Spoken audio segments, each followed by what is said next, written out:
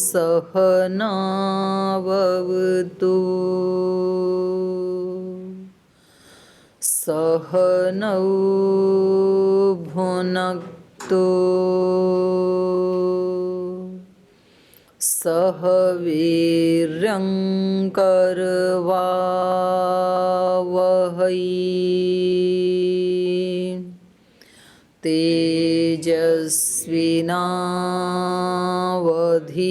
तेजस्विनावधीतमस्तु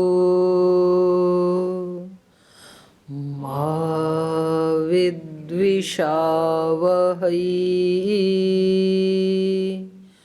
ॐ शान्ति शान्ति शान्तिः।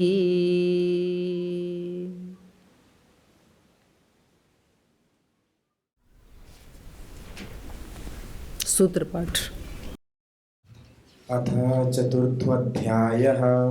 प्रथमम् आह्निकं प्रवृत्तिरथोक्ता तथा दोषः तत्त्रयास्यं रागद्वेषमोहार्थान्तरभावात् नेकप्रत्यनीकभावात् व्यभिचारादहेतुः तेषां मोहपापीयान्नमूढस्येतरोत्पत्तेः निमित्तनैमित्तकभावात् अर्थान्तरभावो दोषेभ्यः न दोषलक्षणावरोधान्मोहस्य निमित्तनैमित्तकोपपत्तेश्चातुल्यजातीयानाम् अप्रतिषेधः आत्मनित्यत्वे प्रत्यभावसिद्धिः व्यक्ताद् व्यक्तानां प्रत्यक्षप्रमाण्यात् न घटाद् घटानिष्पत्तेः व्यक्ताद् घटनिष्पत्तेरप्रतिषेधः अभावात् भावोत्पत्तिर्ननुमित्य प्रादुर्भावात् व्याघातात् अप्रयोगः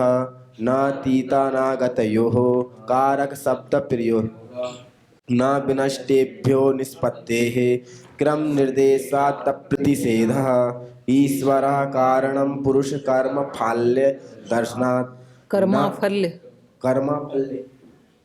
कर्मफल्य दर्शनात् न पुरुषकर्मभावे फलानिष्पत्तेः तत्कार्यत्वहेतुः अनिमित्ततो भावोत्पत्ति कंटकक्षण्यादि दर्शनात् अनिमित्तनिमित्तत्वान्न निमित्ततः निमित्त अनिमित्तयोरर्थान्तरभावात् अप्रतिषेधः सर्वम् अनित्यम् उत्पत्ति विनाश धर्मकत्वात् न नित्या नित्यत्वात् तद्नित्यत्वं न नित्यता नित्यत्वात् न नित्यता नित्यत्वात् तद्नित्यत्वम् अग्निर्दाह्यं विनाशानुविनाशवत् नित्यस्य प्रत्याख्यानं यथोपलब्धिः व्यवस्थानात् सर्वं नित्यं पंचभूतनित्यत्वात् नोत्पत्ति विनाशकारणोपलब्धेः तल्लक्षणावरोधात् प्रतिषेधः नोत्पत्ति तत्कारणोपलब्धेः न व्यवस्थानात् अनुपत्तेः सर्वं पृथक भाव सर्वपृथक् भाव सर्वं करो सर्वं पृथक् भाव लक्षण पृथक्त्वात् नानेक लक्षणेक भाव निष्पत्तेः लक्षण व्यवस्थानात् एव प्रतिषेधः सर्वभावो भावेष्वितरेतर भाव सिद्धेः सर्वभावो भावेष्वितरेतर भाव सिद्धेः न स्वभाव सिद्धिर्भावनाम् न स्वभाव सिद्धिरपेक्षकत्वात् व्यवहारयुक्तं संख्ये सिद्धः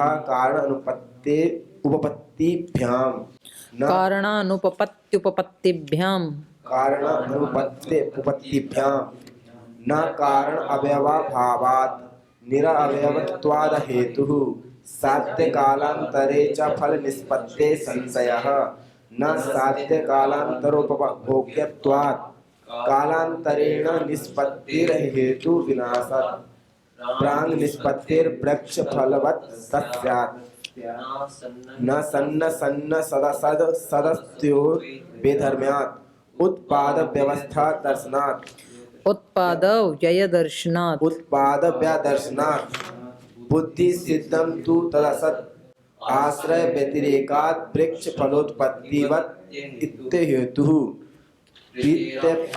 प्रीते प्रीते आत्मा आश्रयत्वात् अप्रतिषेधः न पुत्र पशु स्त्री परिच्छद हिरण्ययान नादि फल निर्देशात् हिरण्यन्नादि फल निर्देशात् हिरण्यनादि फल निर्देशात् तत्संबंधात् फल निष्पत्तिर तेषु फल वदुच्चारः विविध दुःखमेव जनोत्पत्तिः न सुखस्यप्य अंतराल निष्पत्तेः बाधना निवृत्तेर्वेदतः परेशान दोषात् प्रतिषेधः दोषाद प्रतिषेधः दुख विकल्पे दुख विकल्पे दुख नहीं दुख विकल्पे सुखाभिमानाच्च दुख विकल्पे सुखाभिमानाच्च ऋण क्लेश प्रवृत्त्यनुबंधा अपवर्गा भावः प्रधान शब्द अनुपत्तेर गुण शब्देन अनुगादो निंदा प्रशंसोपत्तेः समारोपणात् आत्मन्य प्रतिषेधः पात्रचयन्तानुपपत्तेश्च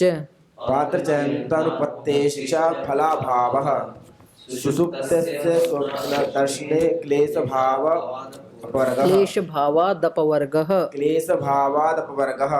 न प्रवृत्ति प्रतिसंधानाय क्लेशस्य न क्लेश संतते स्वाभाविकत्वात् प्राग उत्पत्तेर्भावनित्यत्ववत् स्वाभाविकेप्य नित्यत्वम् अणुश्यामता नित्यत्ववद्वा न संकल्प निमित्तत्वाच्च रागादीनाम् इति चतुर्थाध्याय प्रथमम् अन्निकम्। चलो, तो ये जो तृतीय और चतुर्थ अध्याय में हमने प्रमेयों की परीक्षा की, तो प्रमेयों में अंतिम प्रमेय है अपवर्ग। ठीक है, तो सभी प्रमेयों की परीक्षा हो चुकी। अंतिम प्रमेय जो अपवर्ग है उसके परीक्षा अभी थोड़ी लंबी चलेगी। तो कह रहे हैं दुखोपदेशानंतरम अपवर्गः, दुख के उपदेश के बाद माने दुख की परीक्षा करने के बाद, अब उसके बाद अनंतरम उसके बाद अपवर्गः, अपवर्ग की परीक्षा कर रहे हैं। सप्रत्याख्यायते, उसका हम खंडन करते हैं अपवर्ग का। हाँ, अपवर्ग कोई होता नहीं, परीक्षा होती खंडन से है शुरू, तो कोई अपवर्ग नहीं होता। क्यों नहीं होता है? सूत्र दे रहे हैं, सूत्र बोलिए। ऋण क्लेश प्रवृत्त्यानुबंधात् अपवर्गा भावः, ऋण क्लेश प्रवृत्ति के अनुबंध के कारण अपवर्गा अभाव है, अपवर्ग का अभाव है, अपवर्ग होता नहीं है। क्यों नहीं होता है? मनुष्य के ऊपर ऋण है ऋषियों का, तो जीवन भर ऋण चुकाना पड़ेगा। और ऋण चुकाने के लिए ऋषियों ने विधान किया है कि मरण पर्यंत यज्ञ याग आदि करे। जब यज्ञ याग आदि करेगा तो कर्म हो रहे हैं, जब तक कर्म है तब तक व्यक्ति मुक्त हो नहीं सकता है। प्रवृत्ति है तो उसको जन्म लेना ही पड़ेगा ना। तो ऋणों से बंधा हुआ है, ऋणानुबंधात नास्ति अपवर्ग। दूसरा क्लेश, क्लेशानुबंधात, अनुबंध शब्द सबके साथ लगा हुआ है। क्लेशानुबंधात अपवर्गा अभाव, क्लेशों से बंधा हुआ है ये मनुष्य, तो जब तक क्लेश है तब तक अपवर्ग नहीं हो सकता है। और तीसरा प्रवृत्त्यानुबंधात, प्रवृत्तियों से बंधा हुआ है, तो जब तक प्रवृत्ति है तब तक निवृत्ति कैसे होगी, मोक्ष कैसे होगा? तो मोक्ष मनुष्य का हो ही नहीं सकता है, अपवर्गा अभाव। और इन्होंने कहा था कि अपवर्ग तो अंतिम लक्ष्य है हमारा। तो चलिए इसकी परीक्षा करते हैं। पहले पूर्व पक्षी क्या कह रहे हैं उसको सुनिए। ऋणानुबंधात नास्ति अपवर्गः, ऋणों से बंधा हुआ है ये मनुष्य, इसलिए अपवर्ग नास्ति। जायमानो है वही ब्राह्मणः त्रिभी ऋणैः ऋणवान जायते। क्योंकि मोक्ष को कौन प्राप्त हो सकता है? ब्राह्मण। ब्राह्मण मतलब ज्ञानी। यहाँ पर जो ज्ञानवान है वही तो मुक्त हो सकता है ना, लेकिन कह रहे नहीं हो सकता है। क्योंकि जायमानो है वही, जन्म से, जब पैदा हुआ तब से ही लेकर के ब्राह्मण है ये विद्वान पुरुष, त्रिभी ऋणैः ऋणवान जायते, 3 ऋणों से ऋणी होके ही पैदा होता है। मनुष्य पैदा होता है ना तो 3 ऋणों को लेके ही पैदा होता है। तो फिर कैसे उतारता है? ब्रह्मचर्येण ऋषिभ्यः, ब्रह्मचर्य का पालन करके तो ऋषियों का ऋण चुकाता है, उससे वो ऋण होता है। यज्ञेन देवेभ्यः, और यज्ञ याग आदि करके देव ऋण को चुकाता है। प्रजया पितृभ्यः, और प्रजाओं का पालन करके पितृ यज्ञ को ऋण को चुकाता है। इति ऋणानि तेषाम अनुबंधः, तो ये 3 ऋण हैं, ऋषि ऋण, देव ऋण, पितृ ऋण। इति ऋणानि तेषाम अनुबंध, उनसे बंधा हुआ है ये मनुष्य। तेषाम अनुबंधः स्वकर्म भी संबंधः,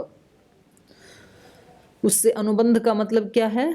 स्वकर्म भी संबंध, अपने उसके अपने कर्मों के साथ संबंध है इन तीनों का। और कर्म संबंध वचनात्, कर्म के संबंध में वचन क्या है? ब्राह्मण ग्रंथों में क्या कहा है? ये कर्म के साथ इसका संबंध कब तक रहेगा, कब तक ये कर्म करने पड़ेंगे? जरा मर्यम व एतत् सत्रम यद अग्निहोत्रम दर्श पौर्णमासौ च इति, यहाँ अल्प विराम लगा लीजिए। ये वचन है ब्राह्मण ग्रंथों का। तो वहाँ कहा है जरा मर्यम वा, या तो शरीर इतना जर्जरित हो जाए कि अब उठा ही नहीं जाता है, या तो मर जाए, तब अग्निहोत्र आदि से ये मुक्ति पा सकता है, वरना तो इसको रोजाना अग्निहोत्र करना ही है, ऐसा विधान है वहाँ पर। तो कह रहे हैं ये जो सत्र है, कौन सा सत्र? अग्निहोत्र वाला। यद अग्निहोत्रम, और जो दर्श पूर्णमास यज्ञ करते हैं ना, तो ये सत्र कब तक चलेगा? एतत् सत्रम जरा मर्यम वा, या तो ये जर्जरित हो जाए, अत्यंत जर्जरित हो जाए, और या तो मृत्यु को प्राप्त हो जाए। तो मोक्ष के लिए कब प्रयास करेगा? समय नहीं है ना अपवर्ग के लिए। तो कहा जरा मर्यम व एतत् सत्रम यद अग्निहोत्रम दर्श पौर्णमासौ चैति जरयः एषः तस्मात् सत्राद विमुच्यते, या तो बहुत ज़्यादा जर्जरित शरीर हो गया तब यह व्यक्ति इस सत्र से मुक्त हो सकता है। मृत्यु न है वा इति, अथवा तो मृत्यु ही इसको इस कर्म से मुक्त कर सकती है, उससे पहले कर्म से मुक्त नहीं हो सकता है। ऋणानुबंधात अपवर्गानुष्ठान कालो नास्ति, क्योंकि इन अनुबंधों से इनके साथ संबंध है, 3 प्रकार के ऋणों को लेकर के पैदा हुआ है। तो ऋणानुबंधात, ऋणों से बंधा हुआ होने के कारण अपवर्ग अनुष्ठान कालो नास्ति, अपवर्ग के लिए अनुष्ठान करने का समय ही नहीं है, बचता ही नहीं है। इसलिए नास्ति इति अपवर्ग, नास्ति इति अपवर्ग अभाव है, इसलिए अपवर्ग का अभाव है, अपवर्ग नहीं हो सकता है मनुष्य का। कर्तव्य कर्म इतने, ऋषि ऋण को चुकाओ, देव ऋण को चुकाओ, पितृ ऋण को चुकाओ, तो समय कहाँ बचता है मोक्ष के लिए काम करने का? इसलिए मोक्ष नहीं हो सकता है। दूसरा, क्लेशानुबंधात नास्ति अपवर्गः, क्योंकि ये आत्मा क्लेशों से बंधा हुआ है, और जब तक क्लेशों से बंधा है तो अपवर्ग नहीं हो सकता है। बता रहे हैं, देखो, क्लेशानुबद्ध एव अयम म्रियते क्लेशानुबद्धश्च जायते, क्लेशों से बंधा हुआ ही तो ये मरता है, मरते समय क्लेश युक्त था तभी तो मरा, नहीं तो मुक्ति हो जाता ना। तो क्लेशानुबद्ध एव अयम म्रियते क्लेशानुबद्धश्च जायते, और उन्हीं क्लेशों को लेकर के पैदा हो जाता है। नस्य क्लेशानुबंध विच्छेदो गृह्यते, कभी भी क्लेश से मुक्त ये देखा ही नहीं जाता है, न तो जीवन में क्लेश मुक्त देखा जाता है, मरते समय भी क्लेशों को लेके ही मरता है, इसलिए मर के भी मुक्त नहीं होता, और पैदा होते समय भी उन क्लेशों को लेके ही पैदा होता है, इसलिए क्लेशों से कभी भी मुक्त ये देखा ही नहीं जाता है। न अस्य क्लेशानुबंध विच्छेदो गृह्यते, कभी भी इसको क्लेशों से इसका विच्छेद गृहीत नहीं होता, और जब तक क्लेश है तो अपवर्ग नहीं हो सकता है। तीसरा, प्रवृत्त्यानुबंधात नास्ति अपवर्गः, प्रवृत्तियों से बंधा हुआ है, ये कुछ ना कुछ प्रवृत्ति तो करता ही रहता है मनुष्य। जन्म प्रभृति अयम यावत् प्रायणम वाग बुद्धि शरीरारंभेण अविमुक्तो गृह्यते तत्र यद उक्तम। तो कह रहे हैं जन्म प्रभृति, जन्म से लेकर के, अयम ये मनुष्य, यावत् प्रायणम जब तक मृत्यु होती है, जब तक यहाँ से प्रयाण करता है तब तक, वाग बुद्धि शरीरारंभेण, वाग बुद्धि शरीर से अविमुक्तो गृह्यते, अविमुक्त देखा जाता है। अविमुक्त मतलब प्रवृत्ति से अविमुक्त, अर्थात प्रवृत्ति से युक्त, या तो शरीर से प्रवृत्ति में युक्त रहता है, या तो वाणी से, या तो मन से। तो वाग बुद्धि शरीरारंभेण अविमुक्तो माने प्रवृत्त्या अविमुक्तो गृह्यते तत्र यदुक्तम।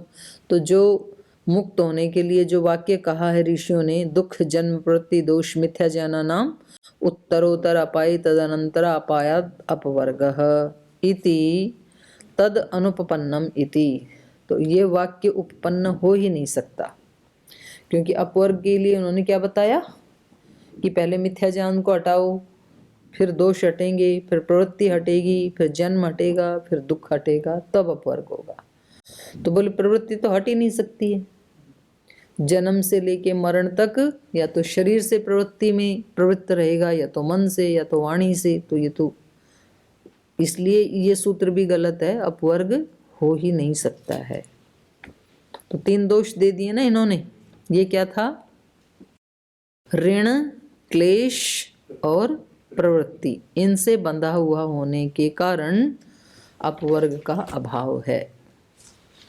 अत्र अभिधीयते, तो अब इसका एक एक का उत्तर देंगे ये। यत् तावत् ऋणानुबंधात इति ऋणैरिव ऋणैरिति, जो आपने पहला दोष लगाया कि ऋणों से बंधा हुआ है। कौन से ऋणों से? कौन से ऋणों से? क्लेश वाले ऋणों से नहीं।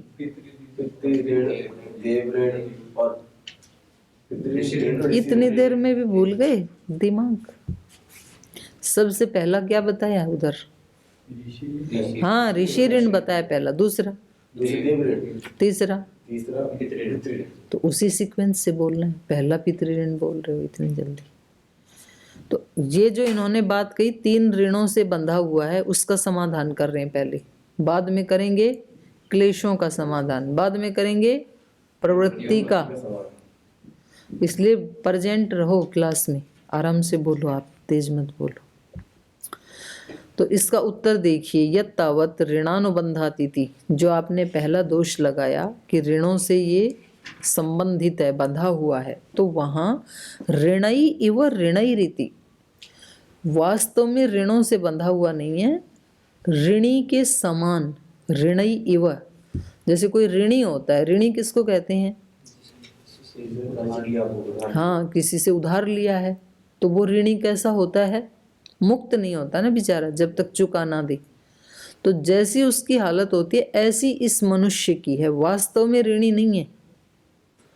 ऋणई इव ऋणई रीति ही, सूत्र में जो ऋणई कहा है वो ऋणई के समान है। अब सूत्र दे रहे हैं इसके लिए। प्रधान शब्दानुपपत्ते है गुण शब्देन अनुवादो निंदा प्रशंसोपपत्ते है। प्रधान शब्द अनुपपत्ते, यहाँ पर जो ऋणी, ऋण शब्द जो प्रधान शब्द है उसका यहाँ पर अनुपपत्ति है। प्रधान शब्द को नहीं लिया गया है यहाँ पर ऋण शब्द से। प्रधान शब्द अनुपपत्ते है गुण शब्देन अनुवादो, बल्कि गौण शब्द लिया गया है। गौण शब्द का भी यहाँ पर अनुवाद किया गया है ऋण का। और वो गुण शब्द का अनुवाद कब होता है? निंदा प्रशंसोपपत्ते है, या तो निंदा की उपपत्ति हो तब गौण शब्द का प्रयोग किया जाता है, या तो प्रशंसा की उपपत्ति हो तब उसका प्रयोग किया जाता है। तो यहाँ जो आपने दोष लगाया है वाक्य दे करके, ब्राह्मण ग्रंथ का वाक्य दिया ना, क्या वाक्य है?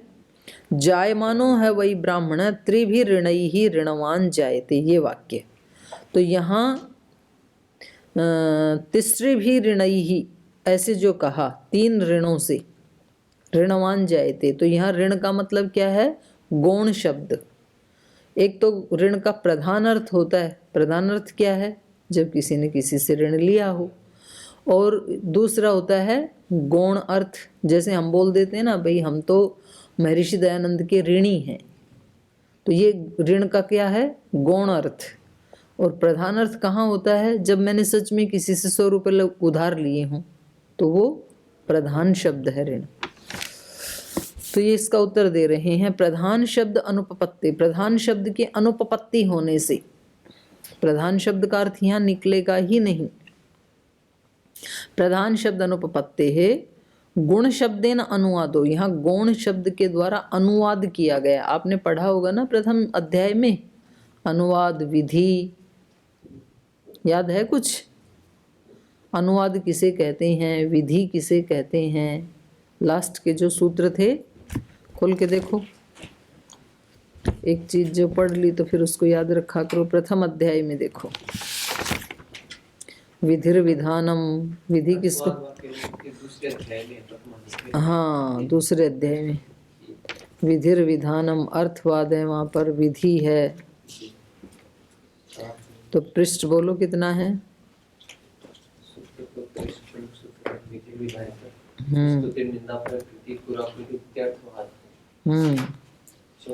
तो ये है 220 पेज के ऊपर। विधि विहितस्य अनुवचनम अनुवाद, अनुवाद किसको कहते हैं?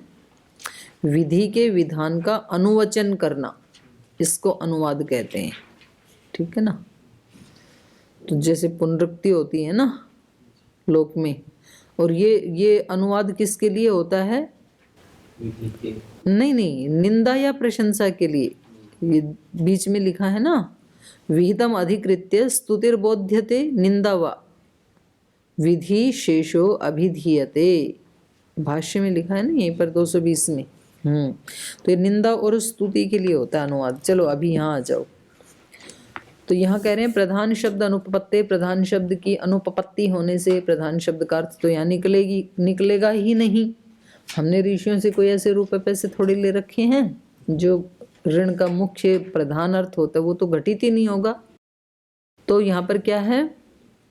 गुण शब्देन अनुवादः, गौण शब्द से यहाँ पर अनुवाद किया गया है। अनुवाद किस में होता है? निंदा प्रशंसोपपत्ति है, निंदा या प्रशंसा की उपपत्ति होने पर होता है। तो यहाँ पर निंदा है या प्रशंसा है? बोलो क्या है यहाँ पर? प्रशंसा, निंदा है ना यहाँ पे। वे ऋणी है तो ऋणी तो निंदनीय शब्द है ना, प्रशंसा के लिए थोड़ी है। जिसने ऋण उतार दिया वो तो प्रशंसनीय होता है, और जिसने ऋण अभी नहीं उतारा जो ऋणी है वो निंदक है, उसकी निंदा की जा रही है। तो ये अपने आप ही बताएंगे। भाष्य देखिए, ऋणैरिति नायम प्रधान शब्द, जो पिछले सूत्र में आपने ये ब्राह्मण ग्रंथ का उद्धरण दे करके कहा था कि ये तो ऋणों से बंधा हुआ है, तिसरे भी ऋण ही ऐसे कहा था। न अयम प्रधान शब्द, यहाँ ऋण शब्द का प्रधान अर्थ नहीं है। यत्र खलु एकः प्रत्यादेयम ददाति द्वितीयश्च प्रतिदेयम गृह्णाति तत्र अस्य दृष्टत्वात्। प्रधान अर्थ क्या है तो आप बताओ जी। तो कह रहे हैं यत्र खलु एक है, जहाँ कोई एक व्यक्ति प्रत्यादेयम ददाति, जो उसको देना था, प्रत्यादेयम माने जो उधार था, जो उसको देना था उसको ददाति, उसको देता है। द्वितीयश्च, और जो दूसरा व्यक्ति है वो प्रतिदेयम गृह्णाति, जो दिया जा रहा है उसको ग्रहण कर रहा है। तत्र अस्य दृष्टत्वात् प्रधानम ऋण शब्द, वहाँ प्रधान शब्द प्रधान रूप से ऋण शब्द का अर्थ देखा जाता है। ऋण शब्द का प्रधान अर्थ कहाँ देखा जाता है? ऋण शब्द का प्रधान अर्थ कहाँ देखा जाता है? हाँ, जहाँ कोई एक व्यक्ति जो उसको देना था उसको दे रहा है, ये ऋणी था, और जो ले रहा है वो ऋण देने वाला था, तो वो ऋण को ग्रहण कर रहा है। अब प्रतिदेयम गृह्णाति, जो इसको वापस लौटाना चाहिए था उसको, वो स्वीकार कर रहा है। तो यहाँ प्रधान शब्द का अर्थ है न च एतत् इह उपपद्यते, तो ऐसा अर्थ यहाँ घटित नहीं होगा। ब्राह्मण ग्रंथ में जो वाक्य आपने बोला है वहाँ ऐसा घटित नहीं होगा। प्रधान शब्द अनुपपत्ति, प्रधान शब्द की अनुपपत्ति होने से, क्योंकि ऐसा ऋण तो है ही नहीं हमारे ऊपर, देवों का, माता पिता का, ऋषियों का, उस तरह का ऋण थोड़ी जैसे किसी से उधार मांग के लाते हैं। न च एतत् इह उपपद्यते, प्रधान शब्द अनुपपत्तेः गुण शब्देन अयम अनुवाद ऋणैरिव ऋणैरिति। तो यहाँ पर गुण शब्द को माने गुण अर्थ में इस ऋण शब्द का अनुवाद किया गया है। अनुवाद क्या है? ऋणै इव ऋणै इति, ऋण के समान ऋणों से बंधा हुआ है, माने ऋण जैसा है ये, वास्तव में ऋण नहीं है। प्रयुक्तोपमं च एतत् यथा अग्निर्माणवकः, ये कैसे है? ये प्रयुक्त उपमा है। कभी कभी हम उपमा का प्रयोग करते हैं ना, जैसे यथा अग्निर्माणवकः, बच्चा क्या है? आग है। तो बच्चा कोई ऐसे वो हवन कुंड में जलती है ऐसी आग थोड़ी होता है। हवन कुंड में या किचन में जो जल रही है वो तो आग का प्रधान अर्थ है। और जब हम कहेंगे कि ये तो अग्निमाणवकः, अग्नि जैसा बच्चा, अग्नि बच्चा है ये, तो अग्नि बच्चा, इसका मतलब क्या हुआ है?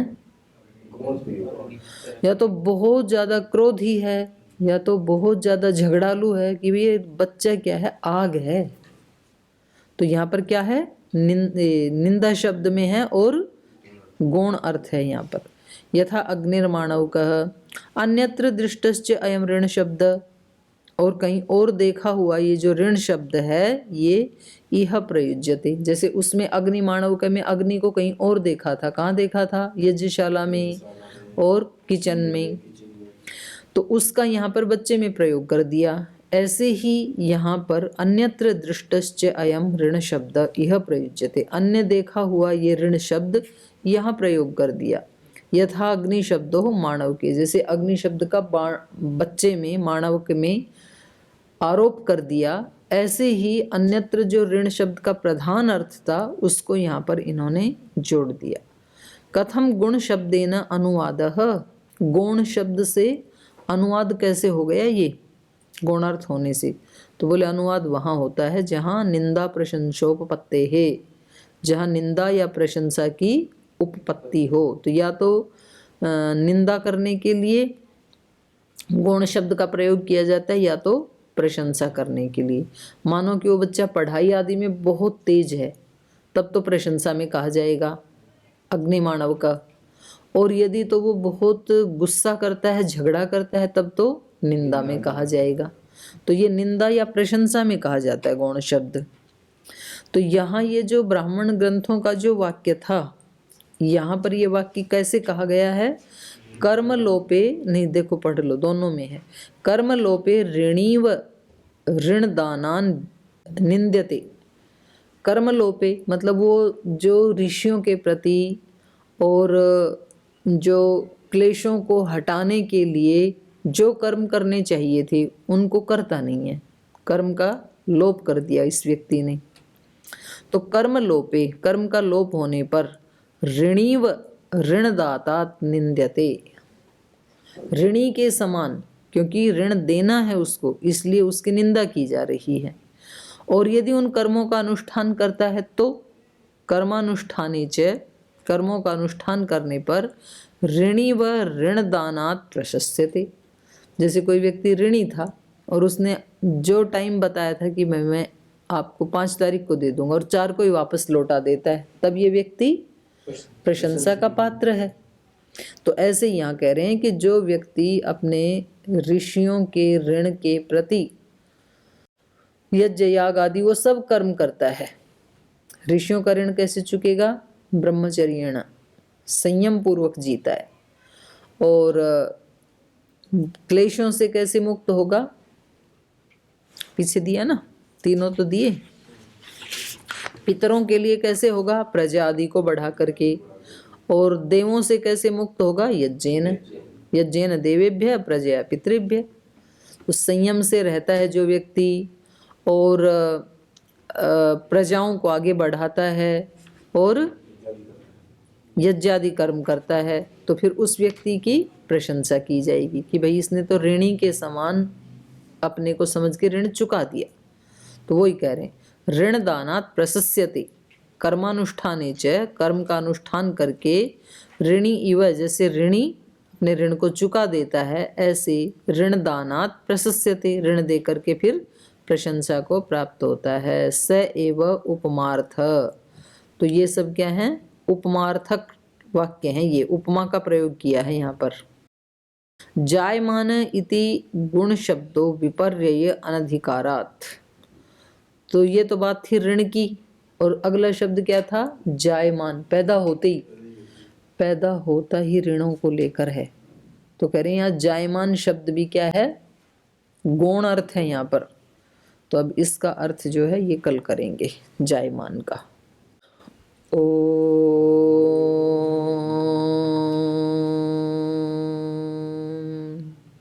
शांति शांति शांति। श्री गुरुभ्यो नमः।